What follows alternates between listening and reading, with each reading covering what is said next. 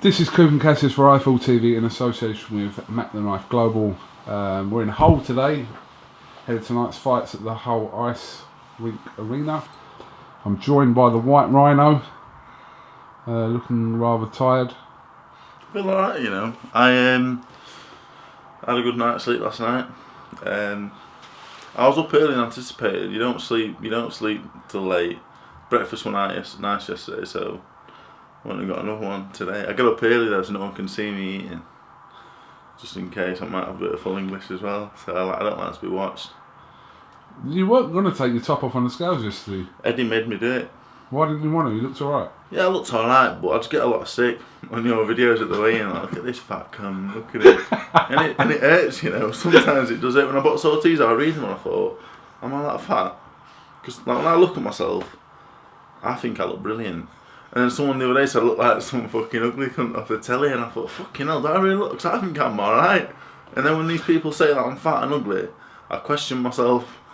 So I said to Eddie, I said, I don't want to take my top off now. Come on, take it off. I took it off.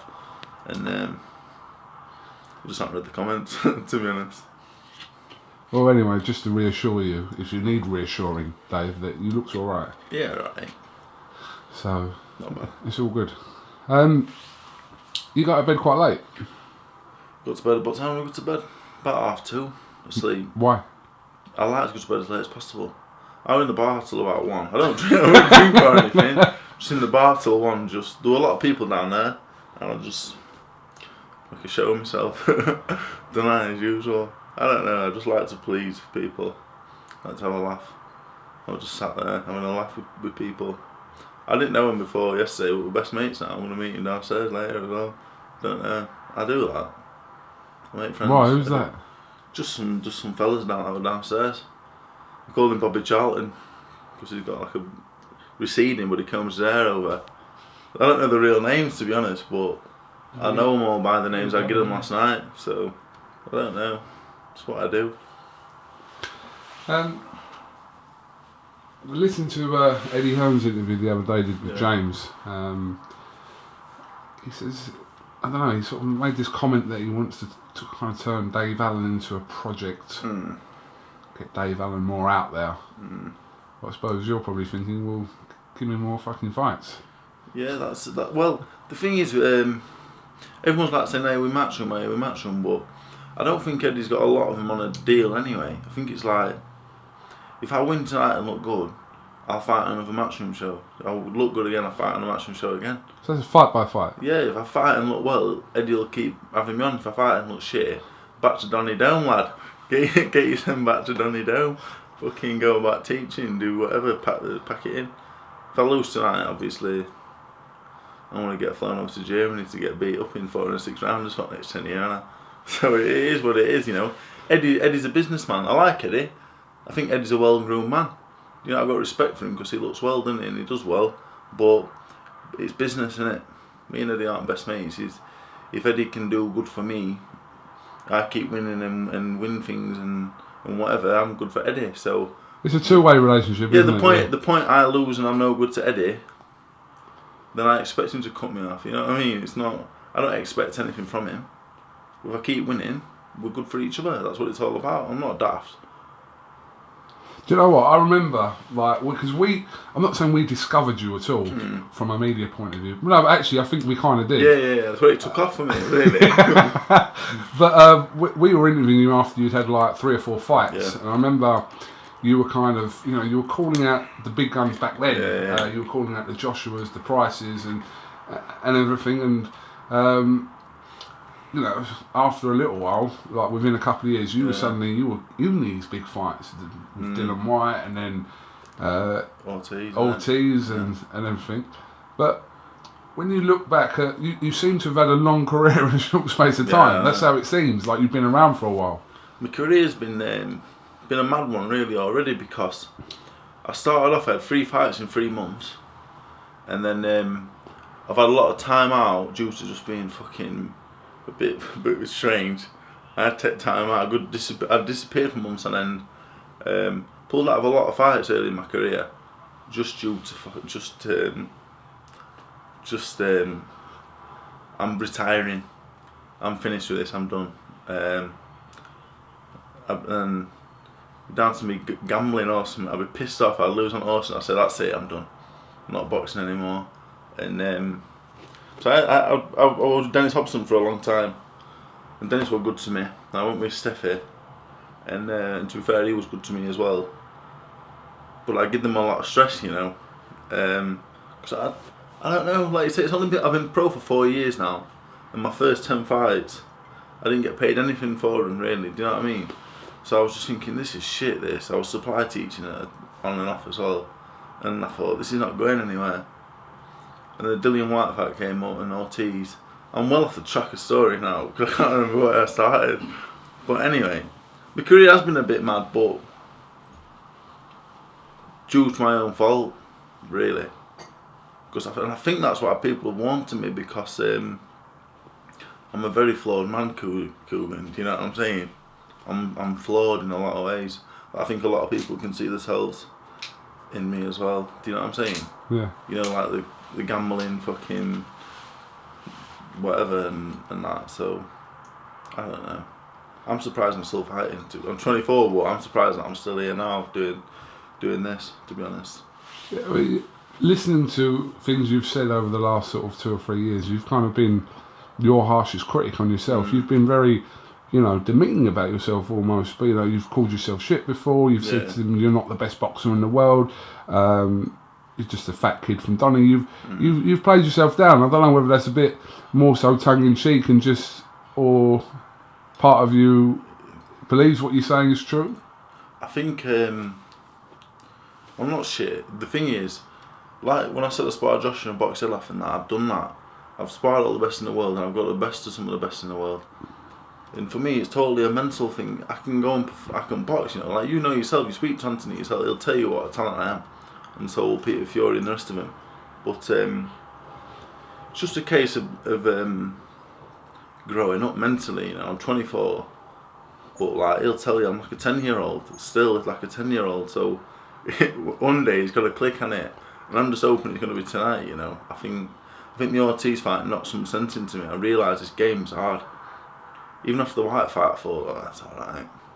But the Ortiz fight, I thought, fucking hell, I don't want to not have to eat again for 2 weeks. So hopefully I've turned the corner, but I don't know. I don't promise anything, but I'm hopeful. Well, when you look at that Ortiz fight, when it was announced, yeah. I mean, Eddie Hearn's got an argument, but his reasoning why, obviously he's got Ortiz under his books now. And would you rather see Ortiz against, in Eddie Hearn's words, you know, Eastern European type fighter, yeah.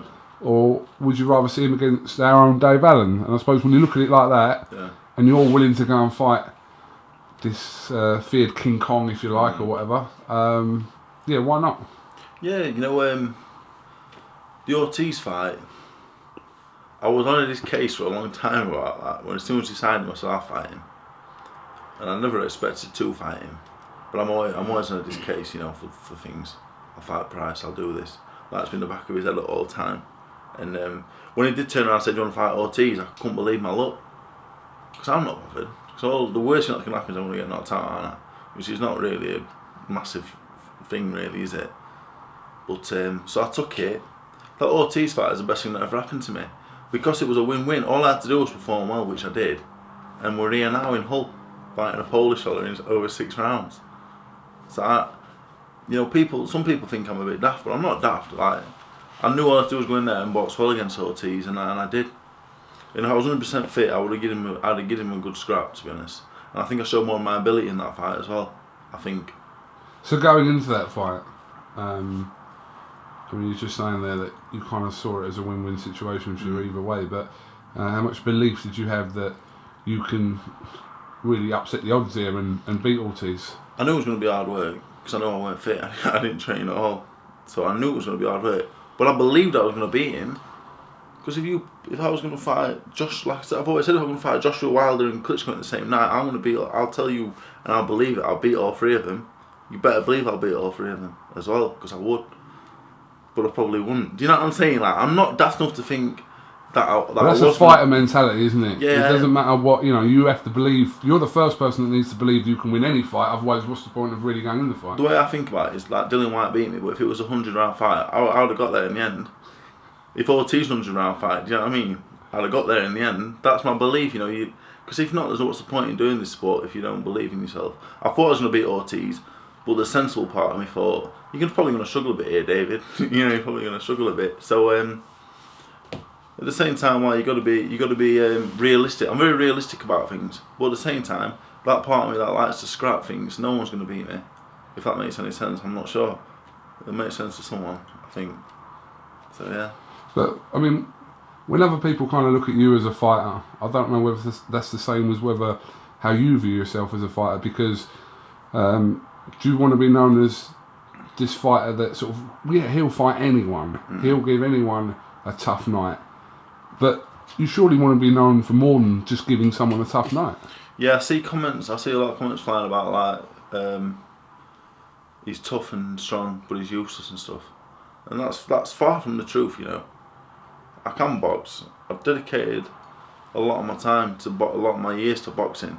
I've never necessarily trained the hardest, but I do find it offensive in a way. So I've put a lot of my time into boxing. I can box, but I want to be known as a champion. You know what I mean? I don't want to be known as someone who goes in and gives it a go, because that's all right. But there's more to me than that. Do you know what I'm saying? If that's what I was, if that's all I was, that's all I was. But I believe I'm more than that. So I've let myself down, really, if I'm going to be completely honest, in my career so far. When I first met you, I was a fat state then, bowling Bulgarians over till one of them got a draw with me. I was a fat mess then. I went to Peter Fury, took it serious, beat Larry, and I disappeared for 15 months again. And I don't blame anyone else, because it's my own fault. But we're here now. I've trained for this fight. We could talk in 6 hours. I could win. That Polish fellow was tough KUGAN. A draw's probably a fair result. I need to take it serious. You know what I mean? So we'll see in it. I don't. I'm not gonna bullshit anybody. We'll see. I don't promise anything, because I don't know what's gonna happen. I don't know. Is it a case for you that, I mean, you've had some of these fights in, how many fights have you had now? 12, I think. 12 fights, and already in 12 fights, you fought Dillian Whyte and Luis Ortiz. So, in anyone else's career, and I'm talking about anyone else's career, they haven't got their names on their record after 12 fights. You know what the thing is? I had 10 amateur fights as well. 10 amateur fights is nothing, is it? And I've banged a lot of them out and around. And all the Bulgarians I've banged out and around early as a pro. I'd only ever boxed about 40 rounds in my life by the time I got with Dillian Whyte. And I thought, fucking hell. But even Jason Gavin, I struggle with Jason Gavin.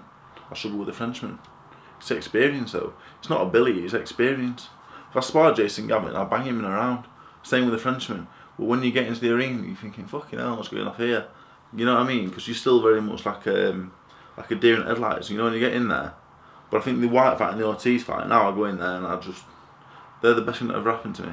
And the draw with the Bulgarian was the best thing that ever happened to me. Do you remember his name? Yeah, I'll never fucking forget it.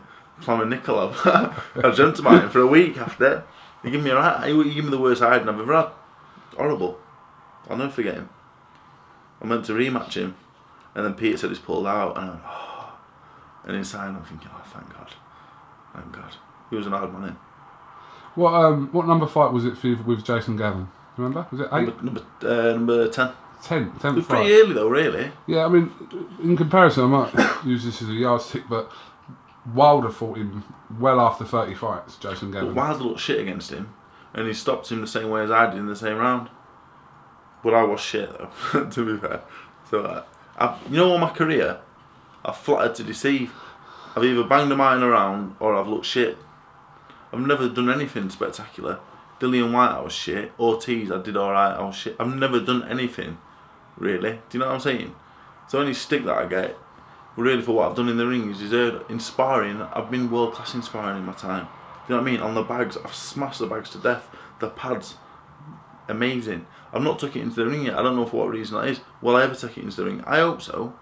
I do hope so, because I'll be right out there. But you got to be realistic, I believe. And that's what I am. Maybe too realistic, like you said. I bring myself down, but I can't lie to myself. and I won't. I'll lie to Monty all the time, but I won't lie to myself. So that's how it is. What I mean, you want to win a title. Is the British title that first step that you want to take before you think about anything else? Yeah, the British title is so winnable. I think. You know, Lewis and Cornish and Sexton, they're all decent fighters. I think Lewis is a very good fighter. I think Sexton's a very good fighter. I think Cornish, I really like Gary Cornish, but not for me. But the British title looks really winnable, doesn't it, at the minute? I want to win the British title, but I think I can be a world champion. I say that down there now, because I know people are watching and think, fuck, you know, well, see, you shouldn't be taking drugs on the morning of a fight. But, you know, I honestly think I can become a world champion. Honestly. And now Eddie says he can be. Eddie doesn't believe I'm going to be a world champion. You don't believe I'm going to be a world champion. I know you'll sit there, like me and you get along really well. You don't believe I'm going to be a world champion, that's fine. Monty sits there, best mate. He probably don't think I'm going to be a world champion. Well, that's fair enough, you know. It's something that probably only I, my dad, and very few others believe. But I genuinely do believe everything clicks into place. I'm one of the best heavyweights in the world. And I'm an honest man. I'm not a liar, KUGAN, am I? I'm refreshingly honest, and I do believe that the ability is there. It's here that needs sorting. I need to stop going to bed at 3 o'clock at night before the fight. I need to do things correctly, but I think that'll come when I grow up. Even though I am 25 next month, so it's gonna have to be soon, isn't it? But so, in your head, why do you think if you say something like, "I want to become a world champion," and I will become a world champion, for people watching it? Why do you say that? Oh, you must think I'm mad. Why do you say that then? Why would they think that? Because they've watched me on telly and I've been shit more often than not, which is true, innit? So they're only really gauging from what they're seeing in the ring. People have only seen me fight 3 times. I've been on TV 3 times. Gavin, Whyte and Ortiz. And if I was watching me on the TV, I'd say he's a tough kid. He's not bad, but he's not great. But that's what you think. But I win myself every day, KUGAN, obviously. And I've got something special in the locker. And it is there. Because my dad's a very honest man. My dad don't like me. As a man, my dad hates me. I know that sounds bad. But my dad doesn't like me. But he says to me, he says, son, you're a bit of a prick. And you're a fat mess. And he's not a massive fan of me. But he says, but you can be a great champion of the world. That's what he said. And my dad's honest as the day is long. So, but going on what you're seeing on the TV, I'm an area level fighter, aren't I? Really. But tonight is the start of I've trained properly-ish, and I just need to get a proper trainer. That's the thing. I don't believe in all these great trainers. You know, Boo, McGuigan, and all the rest of them. They're good at what they do, but I don't believe in superstar trainers. But I need to get a trainer, a proper one. I was training with my dad in Shed ABC, fell out again. So I've been training with Mick, but I don't know. I was going to say that we'll see tonight, but I've just been talking for the last half an hour, so I'd be lying. So we'll just see tonight, innit? We'll see what happens. I don't know. But I mean, you said your sort of last few fights have been on Sky, and I think, talking to Eddie Hearn yesterday, he said, you know, you've got a thing where Hearn does like you, and he's got a lot of time for you, but the bottom line is, like what you said, you need to kind of put some results together to kind of, for it to be a two-way thing. Of course, yeah. I don't expect any favours off Eddie. People say to me, you and Eddie close. I put pictures of me and Eddie on, like me and my BFF, Eddie Hearn. But like, me and Eddie, like, I've met him a few times. The bloke's my kind of man. He's got something about him, innit? I like him. He's funny, but he's not my mate and that. Do you know what I mean? I don't expect him to put me on the shows if I'm shit. Because why would he? It doesn't make sense, does it? If I go out tonight and look well, I'm going to straight up like Eddie when are we getting out next month. If I box shit and that, I'll avoid him like the plague. I'll be like that. Do you know what I mean? Go straight home and be planning my next 4-rounder at Don Valley Stadium. Do you know what I mean? But tonight's all about the win, you know. If I win 58-57 on points, it'll not be ideal, but I just need to win. I'm desperate to win. I'm not going to fight in 11 months. It's a long time not to win a fight, innit? I've been eyeing him up all day, thinking if I don't win tonight, Someone's going to have to get it. So we'll see. We come through tonight, which I'm obviously sure you will come through tonight. I hope we have having one of these interviews later on. Where Can you imagine? Where you've drawn with the plumber. If that Polish man beats me or draw with him, what am I going to do? What would I do? You'd have to give me a job. You've always got a job here, Dave. I don't know what I'd do. I'd have to. I can't do anything, can I? I'm not going to look. The win is a certainty. Because if we're going to be honest about it, he's a cruiserweight. He's getting on a bit. He looked hard yesterday, though, didn't he? Coming to the shopping centre with just a pair of jeans on with his top off. I looked up and down. And I looked at him, and he looked at me, and I thought, "What the fuck is this? Fucking mental, wasn't it? Crazy." He did look hard. He looks hard though, but like not that hard. I've not had enough to walk to a shopping centre with no top on. It was fucking mad. It was crazy. Sam Sexton. That's a possibility for you, isn't it? I think Sexton's got to fight Cornish for the British, so I think Sexton should win that. I don't know Sam Sexton. I don't dislike him though. People think I dislike him. I don't dislike him. I don't dislike anyone really. I do, but not Sam Sexton. Is there boxers you dislike? Any boxer I dislike? Not really. No. I don't think so. I'm trying to think. I'd tell you if I did. I no doubt you would. There's people in boxing I don't like, but not really boxers per se. Is that the right way? Per se. But what's next after this tonight is what you said. Yeah. I think. And what's happening after tonight? Yeah, obviously the Sexton Cornish thing. That's something that would be an ideal situation for you to get that shot of the British. To fight the winner, but I think Ian Lewison might be a possibility. Right. Like an eliminator. But you know what they should do? They should get you, Cornish, Sexton and Lewison all at the same night. In the same ring? Like like a semi-final. I said that on Twitter. And then yeah. on one night, and then you do that. People would come to watch that 100%. In all fairness, like a prize fighter? Yeah, but just a normal night. It's only 2 fights, not 2 semi-final fights, and then the winner wherever next time around. I just don't think Gary Cornish, he's a lovely fellow, Gary Cornish. I don't know if you know him. He's a fucking lovely fellow. There we go. And I know he's with MTK, one of your boys, isn't he? Yeah. But he's a fucking lovely fellow, Gary Cornish. He does not deserve a British title shot. He's beat 22 plumbers, my mate Larry, and he got knocked out by Joshua. Why does that earn you a British title fight? You're done. Sam Sexton hasn't won a fight in 12 years. He's been beating plumbers in fucking Norwich. That doesn't deserve it. I'm not saying I don't like him. They might say, well, you got fucking spanked. You haven't won a fight in a year, and that's fair enough. But I want to go and beat Ian Lewison. Good fighter that he is. I want to beat Ian Lewison, beat this plumber, beat another plumber, I hope, next time. Then Lewison, then I will deserve it. They don't deserve a British title shot in 1,000 years. I'm not saying Sam Sexton's not a good fighter. I think he is. He doesn't deserve a British title shot. He's going to become Sam Sexton British heavyweight champion. Don't sit right with me that on the back of beating Gary Cornish. No disrespect to Gary Cornish. I like you, Gary. You know I like you. But don't sit right with me. The boxing plumbing industry is quite huge. There's a lot of you know half boxers, half plumbers. You know, is David Price actually a plumber? Is that what he does by trade? Because I don't get it. Everyone calls him a plumber. Is he actually a plumber? No, he's not a plumber. So. It may have something he'd done before. He was a Tyson. You need 10 plumbers when I finish with you. I don't know. I'm very confident that David Price isn't doing that currently. So you know what? I felt really bad for David Price because I met him in Nando's once. What? And I've been slagging him off all week, and I seen him. And I thought he's fucking pretty big. He looked bigger than me, sat in the chair. He was sat in the chair, and I thought, fucking. So I kind of looked at him all sheepish and that, like.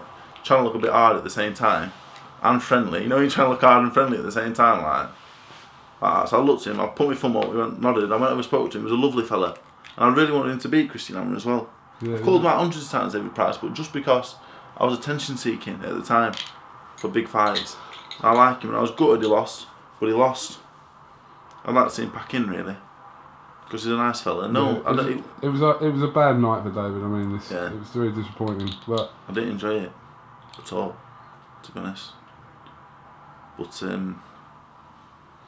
yeah. So we're literally probably a few hours from going to over to the arena. You're on pretty early. You weren't on that early in the last couple of fights. Ortiz really. Oh yeah, because that was a 6. pay-per-view show, wasn't it? Yeah, I thought we would have been like before Joshua or something. There's some odds going around on Dave Allen to eat a pie in the middle of one of the rounds. I don't even like pies. What would you eat? KFC. You know when I used to spar with Joshua, I used to have a can of Coke in between rounds. Doesn't make a difference. I don't believe in all this water and that. Don't believe in it. Drink what you want. So is that a possibility you might do this tonight? No, actually. Do you know what? Don't. Because if something went wrong over you drinking a can of Coke in between a round, not that a lot could go wrong, but it could, then we would get the blame. So what I think is tonight, what's going to happen, I'm going to tell you what's going to happen now. But tonight, this Polish fella, I'm going to have a look at him. I'm going to get my jab out. We'll work the body. I'm not even going to hit him in the head. This fella's tough, this Polish fella. A lot of people saying he's 14 stone 10 is a cruiserweight. This is shit. The same people that were saying you need an easy fight, Dave. This fella's quite tough, you know. We could have got an Hungarian heavyweight, 20 stone, who were really useless. He's only half useless, this fella. Do you know what I mean? Give me a break. We picked him because he's at least got something about him, his game and that. We could have got someone far worse. So, do you know, it's terrible.